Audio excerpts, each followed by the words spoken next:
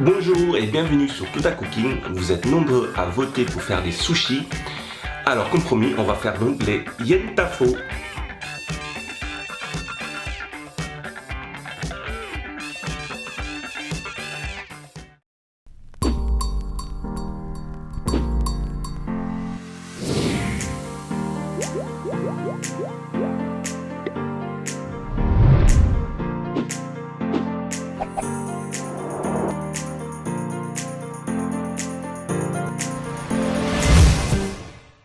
Pour aujourd'hui, je vais vous proposer deux versions de la soupe populaire yentafo.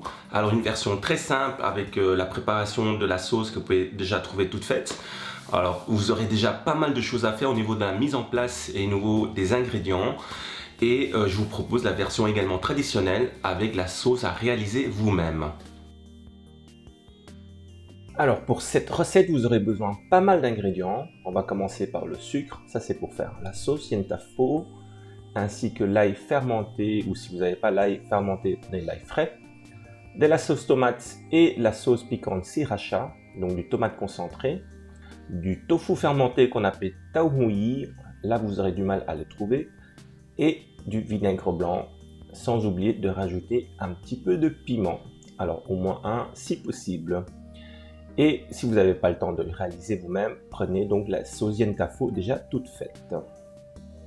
Alors pour l'accompagnement, vous aurez besoin de pâtes de riz. Vous pouvez également prendre des nouilles de riz, des flocons de riz, des pâtes à base d'haricots verts ou d'haricots mongo ou les vermicelles également. Pour les légumes, du céleri, de la coriandre thaï avec la racine et également ce qu'on appelle les morning glory ou les liserondos, un nom plutôt prometteur.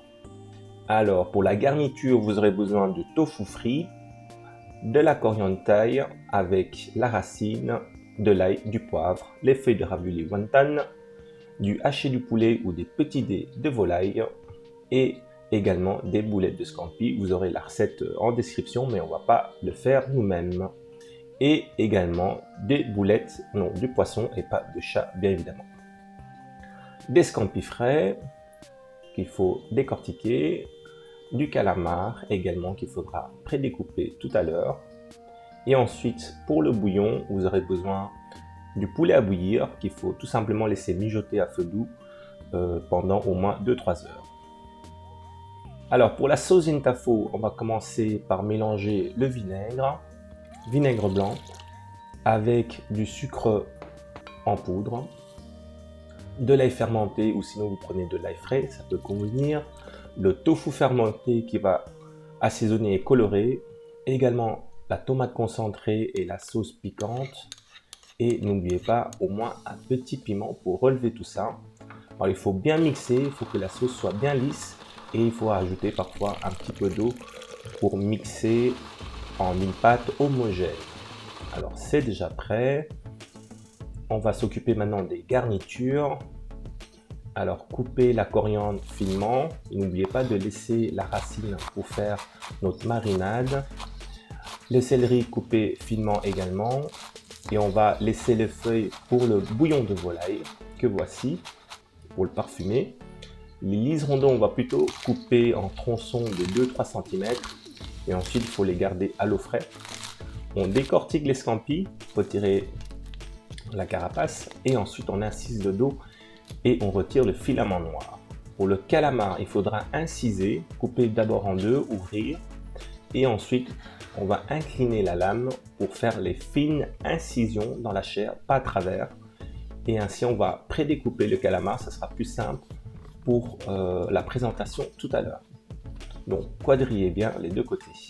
Pour les raviolis, donc on va au mortier écraser la racine de coriandre, l'ail et le poivre, retirer la peau si possible de l'ail.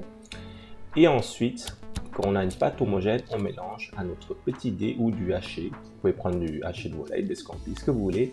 On assaisonne de sauce soja et sauce huître, bien mélangé. Et ensuite, on va former notre pâte à ravioles. Donc les pâtes à ravioles, très facile. On met à l'intérieur et on plie. Bien pincé, bien refermé avec l'humidité de la marinade. Ça sera facile à les coller ensemble. Alors, pour la cuisson, On va d'abord commencer à blanchir les liserons d'eau. Ensuite, on va cuire les pâtes de riz dans l'eau également.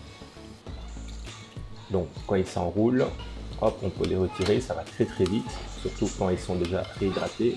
On va saler l'eau pour blanchir et pour cuire nos calamars. Vous voyez, la cuisson est très rapide également. Après 2-3 minutes d'ébullition, on peut les retirer. Et ensuite, on fait pareil avec les scampis. Les scampis, ça dépend un petit peu de la taille, mais quand la chair est blanche, vous pouvez les retirer. Les ravioles, on les plonge dans l'eau bouillante. Et dès que ça remonte à la surface, il faut remuer un petit peu. Vous pouvez les retirer et les réserver. Alors, on peut garder une partie également des ravioles pour les frire. Comme ça, vous avez deux textures, des ravioles cuites à l'eau et des ravioles frites. Et on fait pareil avec le tofu frit. Pour le bouillon, donc on revient à notre bouillon de poule. On va rajouter également le mélange d'ail, racines coriandre et poivre. Vous pouvez choisir de cuire directement vos boulettes à l'intérieur et on assaisonne avec de la sauce soja pour saler. Pour le dressage, c'est très rapide. On met des liserons d'eau, vous mettez vos pâtes de riz, que ce soit de pâtes de riz, de blé ou de soja, ce que vous voulez, et ensuite vous mettez tous vos garnitures, le wonton, les ravioles, les scampis, calamars, tofu frit également, les ravioles frits, et ensuite un peu de fines herbes, coriandre et céleri. N'oubliez pas à la fin de rajouter notre sauce yentafo, c'est ça qui va colorer et donner une belle coloration girly à notre préparation. Et rajouter le bouillon par-dessus et c'est déjà terminé. Bon appétit et bonne fête!